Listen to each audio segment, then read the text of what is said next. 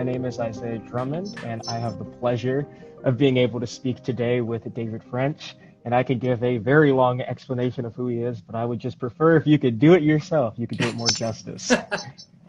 So I'm a senior editor for The Dispatch, a new conservative media company, thedispatch.com. I'm a columnist for Time magazine. And among other things that I've done in life, I was present at the very founding of the Veritas Forum. There we go. That's something that not everyone can say. Yes. I was at the very first Veritas Forum event. I would like to say that I helped organize it, but that would be a little generous. I hung flyers for it. This was the Ravi Zacharias, famous Ravi Zacharias event at Harvard Law School in 1992. So I can only imagine being there, even hanging up flyers at that famous event. That's something to be proud of. So I guess just to get started with the basics, how you doing today? Well, I'm saying the same thing that I've said since the beginning of this pandemic. I have a job and I'm healthy. And so what do I have to complain about? So there we go. Yeah. I mean, that's how I'm feeling right now. I'm back home with my family in Houston, and I could complain about the heat. I could complain about the mosquitoes, but we have a roof over our head and I'm able to work from home. So I cannot complain. Yeah, absolutely. Absolutely. All right. And so the main reason we're on here today is you wrote a really great article, and you have this piece entitled American Racism. We've got so very far to go. And I was reading through it, and it seems like it just grapples with this idea of systemic racism. And what does that mean?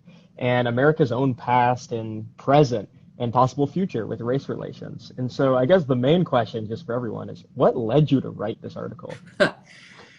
Well, I have been writing and talking a lot about this stuff, especially since, I would say, the Philando Castile shooting several years ago, and maybe even before that, the terrible shooting of Walter Scott in South Carolina, who was an African-American man who was running away and shot multiple times in the back, and then the police officer planted a taser by his body. It was just horrible. So I've been paying attention to this issue for a while. I've been writing about it some since Trayvon Martin back in 2012. And, as I'm a conservative, I've been in the conservative movement my entire adult life. And as you begin to grapple with a lot of these issues, I came from a background where I had seen racism in high school. Absolutely. I was in rural Kentucky. I'd seen it in high school. But then, when you join sort of the educated professional classes of the U.S., it kind of tends to recede into the background. And I was somebody who was not super sympathetic to the systemic racism argument. I was somebody who was brought up to deplore racism, to hate it, to believe we had made enormous amounts of progress, but there were still what's the saying, a few bad apples. That what we had was like a bad apples problem. And but then politically and sort of in the political world, I began to see a lot more things that disturbed me than I ever thought I would. But then personally, sort of where I sat in life changed a lot when in 2010 we adopted a beautiful little girl from Ethiopia. Oh, wow. And she came home to us in 2010, and gradually, and then first gradually, and then suddenly a lot of things changed. We began to experience things that we just didn't experience when with my older two kids.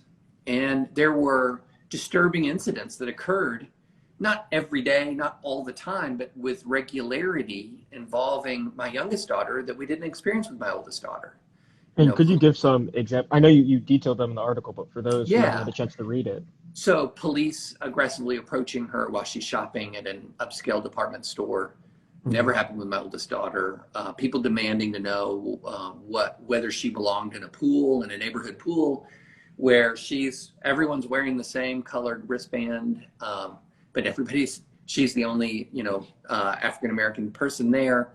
A kid at school saying, my dad won't let me play go on a play date with you because he says it's dangerous where Black people live. I mean, I Mhm. could go on. Those are three of the examples I used in the piece.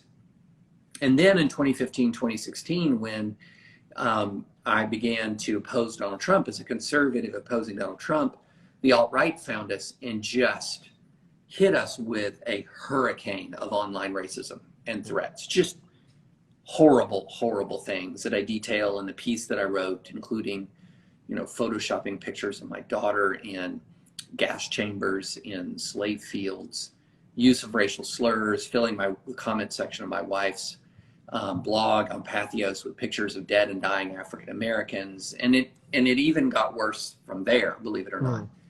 So on the one hand, sort of in my political analyst hat, I'm looking at all these things like Walter Scott and Philando Castile and some of the awful conservative reactions to Trayvon Martin, and I could keep going with other names as well.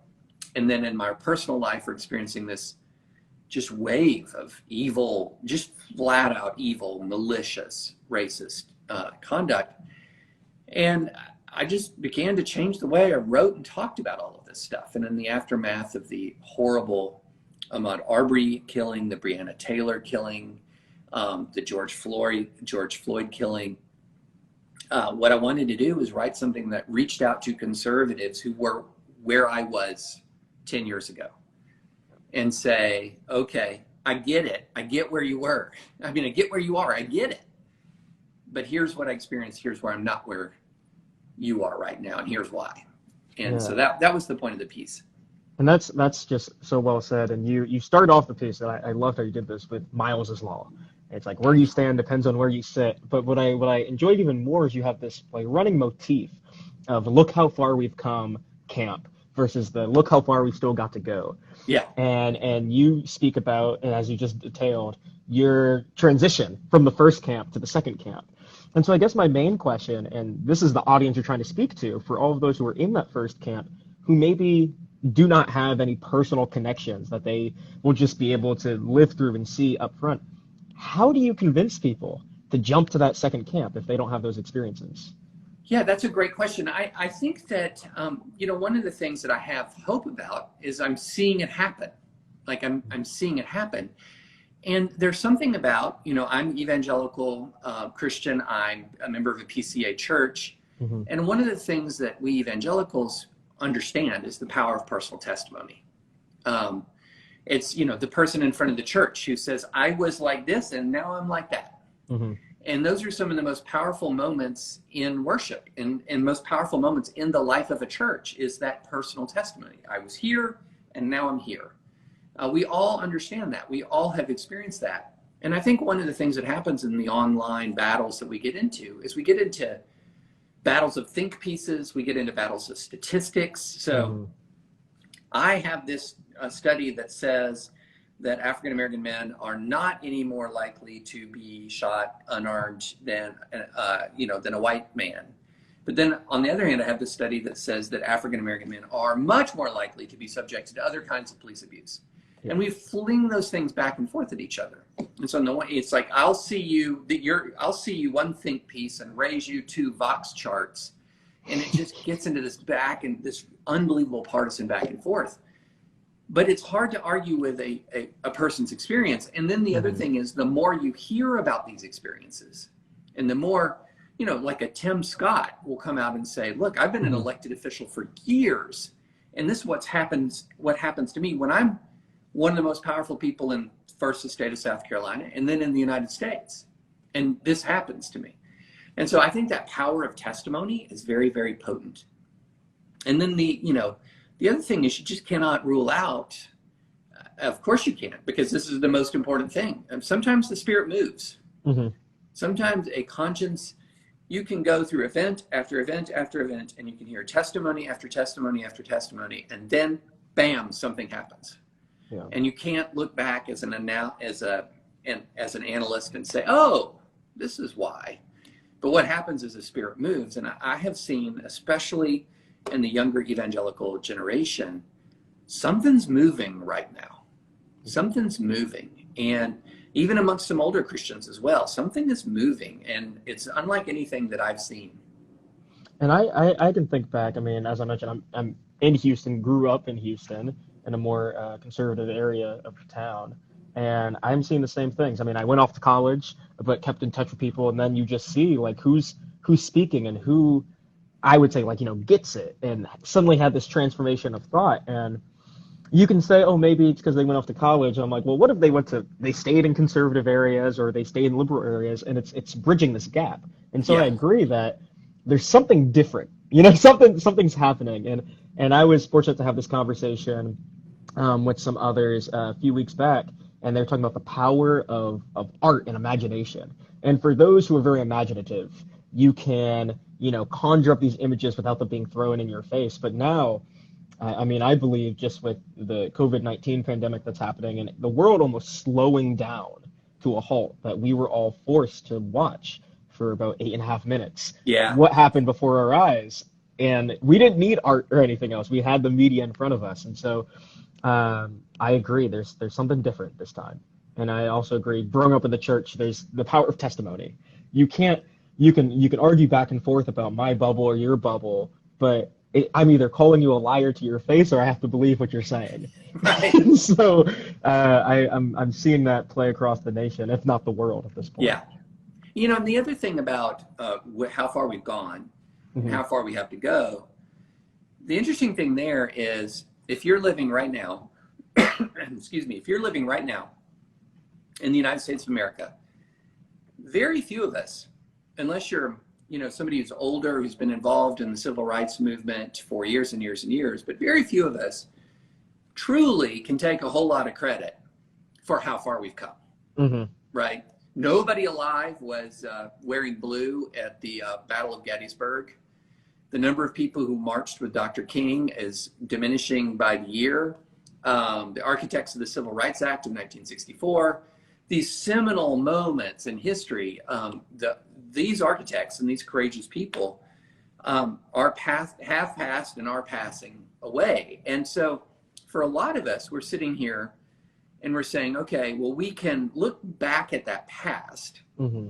and we can be thankful for it, and we can for the progress, those who made that progress, and we can be thankful for those who allowed us to get where we are.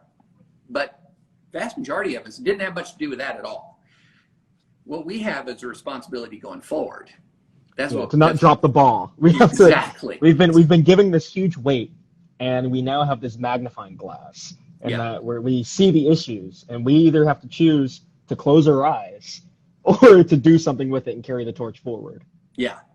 Yeah. I mean, are you going to sit here right now and sort of be a person who's like proud that we don't have slavery and we don't have Jim Crow, even though you did nothing to end slavery or Jim Crow? Hmm. Or are you going to be a person who says, okay, let's move forward from there? And we can be thankful for those changes, and we can say that, okay, America's original sin is there, and that, however, there are some principles of the American founding that we're always fighting against that original sin. Hmm. And we can be thankful that those principles that have been fighting against that original sin are winning, but they haven't won. Hmm. And I think that's a kind of a different way of looking at it. And what's our responsibility right now? And what our responsibility right now is to say, look, we've got a ways to go. I laid it out in the piece like this. If you take from 1619 to 1865, where slavery was defended morally, legally, and violently, Hmm. and then 1865 to 1964, when Jim Crow and de jure racial segregation and discrimination was defended morally, legally, and violently, Hmm. that's 345 years. If you go since 1964 to 2020, then you're talking 56 years. Yeah. 56 years doesn't undo the effects of 345, especially when the Civil Rights Act in 1964, in many ways, in many parts of the country, was like the starter pistol. Yeah, it's where we just start, not even building the foundation. It's acknowledging like, okay, here's the start line. Yeah. And so in 56 years, I mean, there's been progress, and anyone who I think has to live optimistically has to look on a macro scale. Yeah. But then you can't just close your eyes to the things like all those hundreds of years, the 345 that came before. And so I think starting with that conversation piece is important. And it's important not only to win others maybe to your side, but also for those on your side to recognize that the goal may be further than you think, but what are the milestones that we can go at each point to right the wrongs that have happened for so long?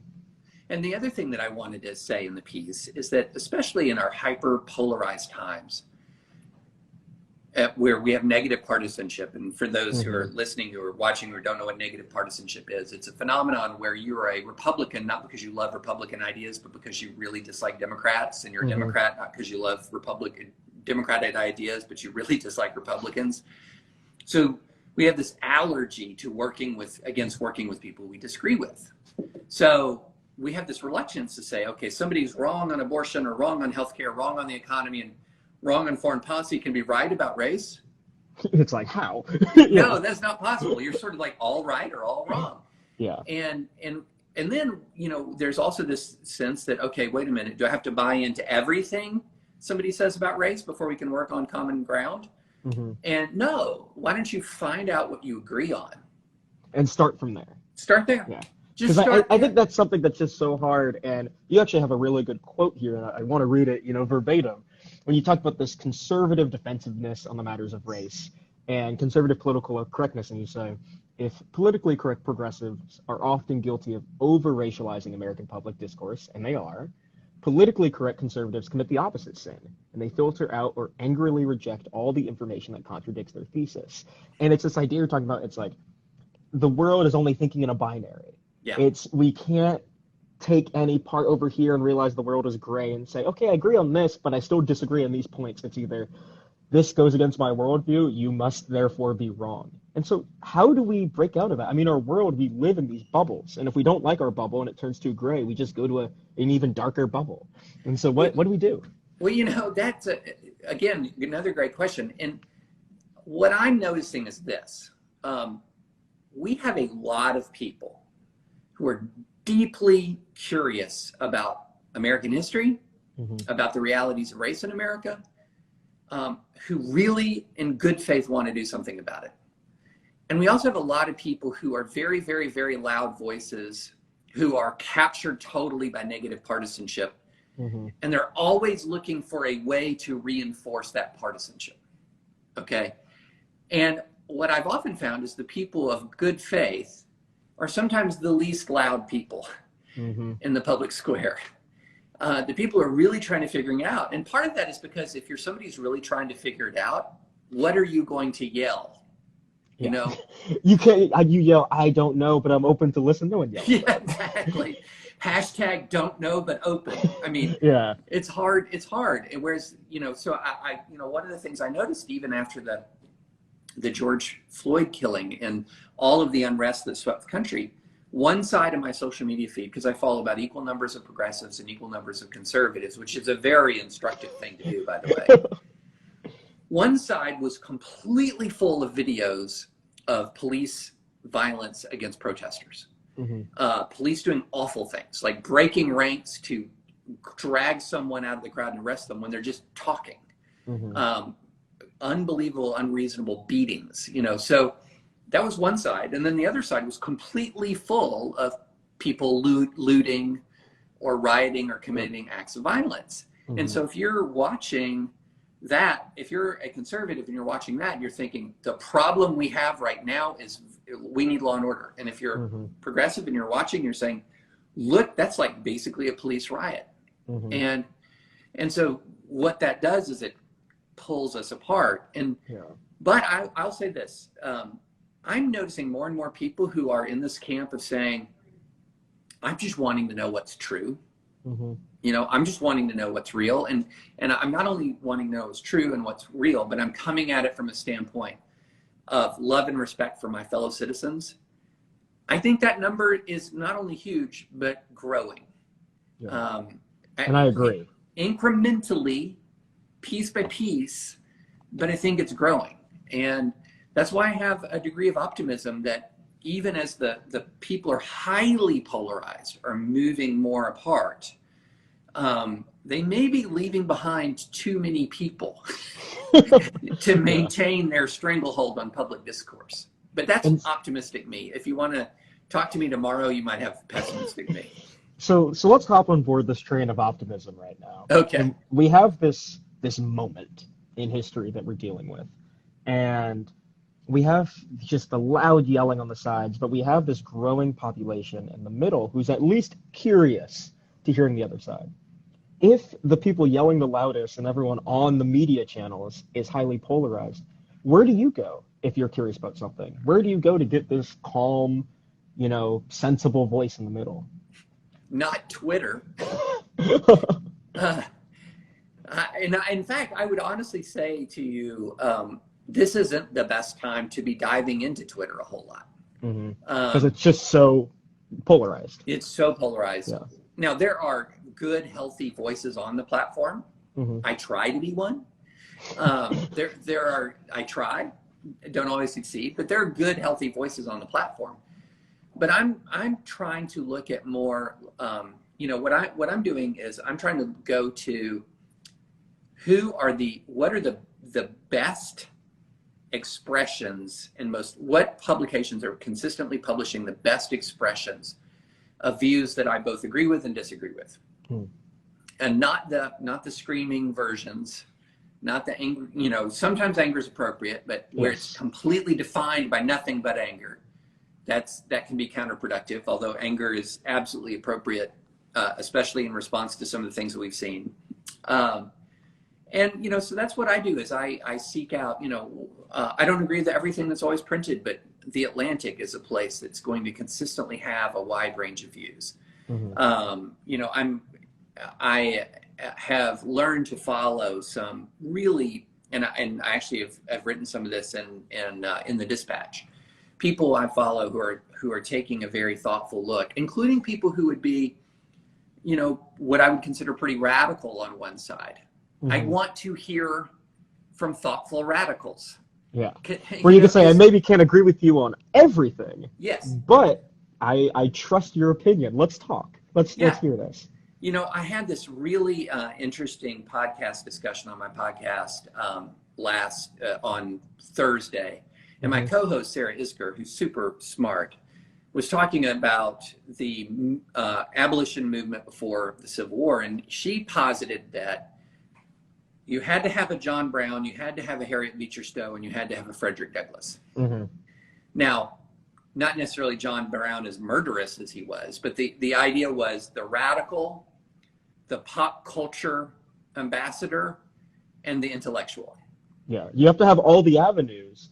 And I agree. I can agree with the premise of this in that sometimes you have to push the extreme so that people start to listen.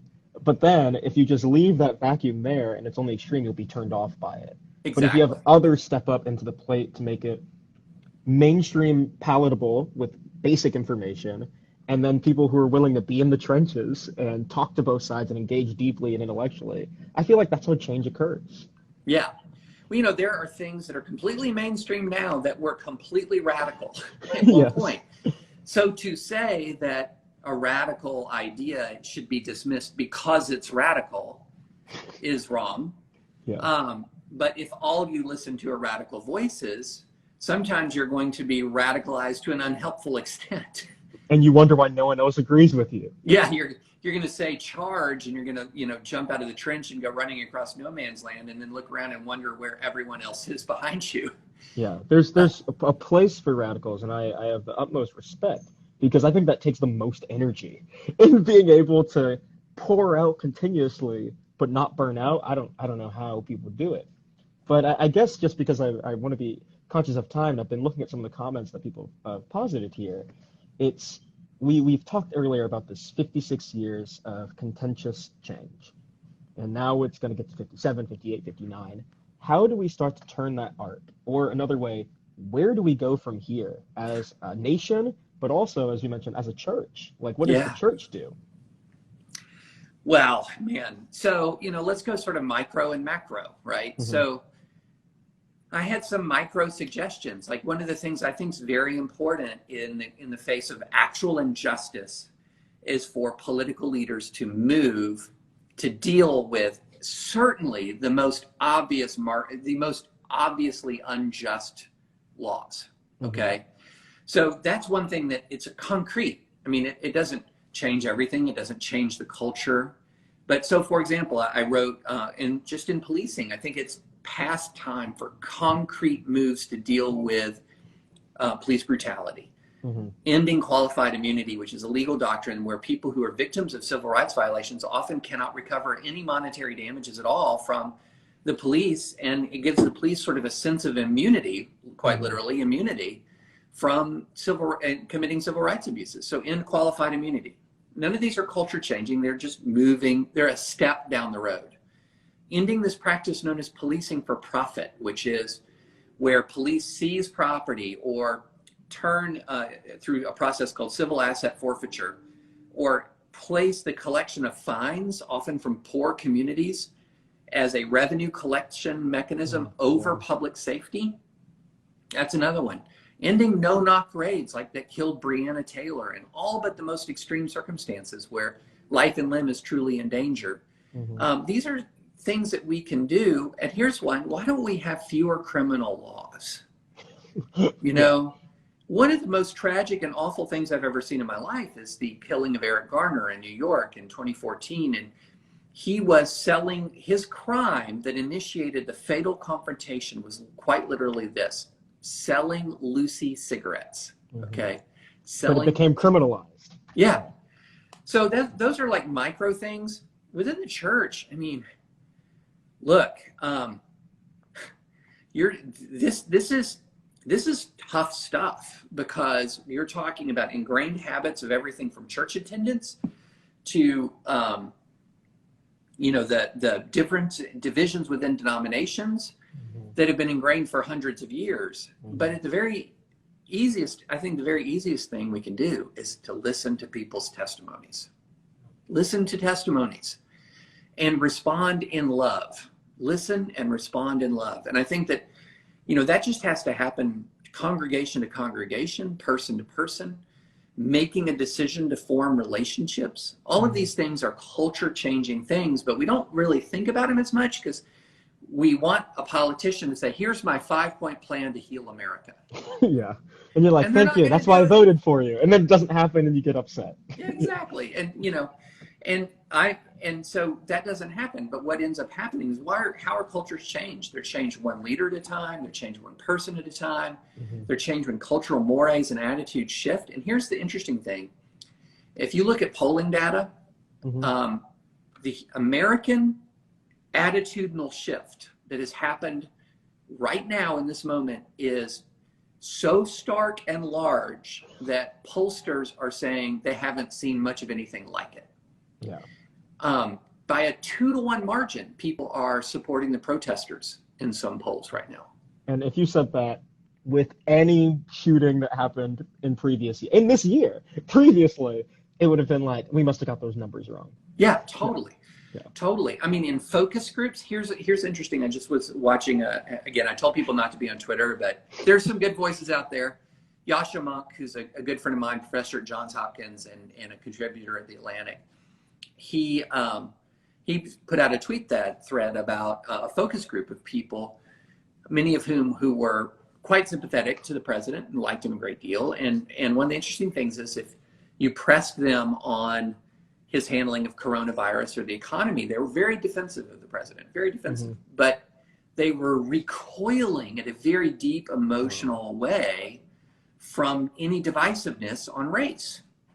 That they were outraged to the extent that they perceived him as contributing to divisiveness on race. And these are people who are sympathetic to the president. And so that's telling you there's a bipartisan sense here where people are recoiling from, as we've just said, like there's a breaking point. There's some, what's the phrase from the Chronicles of Narnia? Aslan is on the move. Yep. Yeah.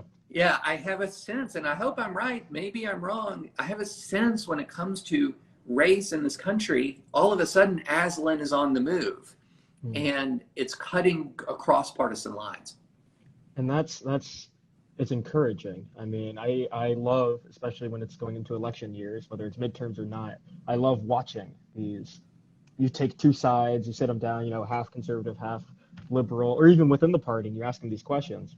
Never have I seen something like you just described. And so I'm Yeah. optimistic. And I try to look long term, but even in the short term, I'm hoping that we can do a good job. And something I'll just end with is a quote that's been coming back up over and over, especially with MLK quotes flying around. The one that's hit me hardest is not one that I see a lot, which is he had always said that the most segregated hour in America is on Sunday morning. And I'm hoping that as we become more comfortable talking about race and talking about these other things, that we can be open to maybe breaking down that hundreds of year old barrier there. Yeah. And I'm an optimist. It won't be easy, but I think it's going to happen.